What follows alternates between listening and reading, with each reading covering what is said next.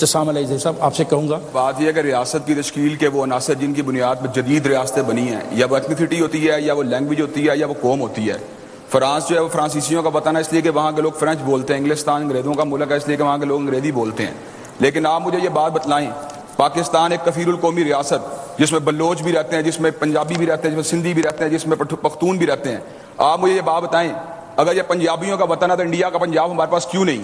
اگر یہ بلوچیوں کا وطن ہے ایران کا بلوچستان ہمارے پاس کیوں نہیں؟ اگر یہ پٹھانوں کا وطن ہے افغانیوں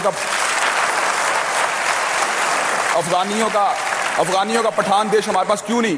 میں یہ بنیادی طور پر سمجھتا ہوں اگر سندھیوں کا وطن ہے سندھ کا انڈیا کا راجستھان ہمارے پاس کیوں نہیں؟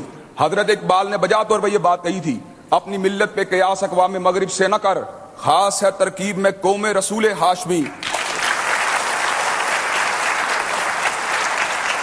ان کی جمعیت کا ہے رنگ و نسل پہ انحصار، قوت مذہب سے مستحکم جمعیت تیری۔ میں یہ بات سمجھتا ہوں یہ وطن نہ بنگالیوں کا وطن ہے، نہ بلوچیوں کا وطن ہے، نہ سندھیوں کا وطن ہے، نہ پنجابیوں کا وطن ہے۔ یہ وطن ہے تو اسلام کا وطن ہے، اور اگر اس کو اسلام کو نکال دیا جائے گا تو پاکستان میں کوئی بائنڈنگ فورس موجود نہیں، پاکستان میں کوئی یکجا رکھنے والی طاقت موجود نہیں۔ پاکستان کی یکجائی اگر موجود ہے تو صرف اور صرف لا الہ الا اللہ محمد رسول اللہ موجود ہے، اس لیے کہ سندھی بھی کلمہ پڑھتا ہے، بلوچی بھی کلمہ پڑھتا ہے، پٹھان بھی کلمہ پڑھتا ہے، پنجابی بھی کلمہ پڑھتا ہے۔ اگر ہم یہ بات کہیں گے یہ فلاں قوم کا وطن ہے، فلاں قوم کا وطن ہے، میں سمجھتا ہوں پاکستان متحد نہیں رہے گا بلکہ پاکستان اس طرح ٹوٹے گا جس سے 1971 میں بنگلہ دیش پاکستان سے لاگو ہو گیا تھا۔ اگر پاکستان کو برقرار رکھنا ہے تو ہمیں اسلام کو یہاں پہ امپلیمنٹ کرنا پڑے گا۔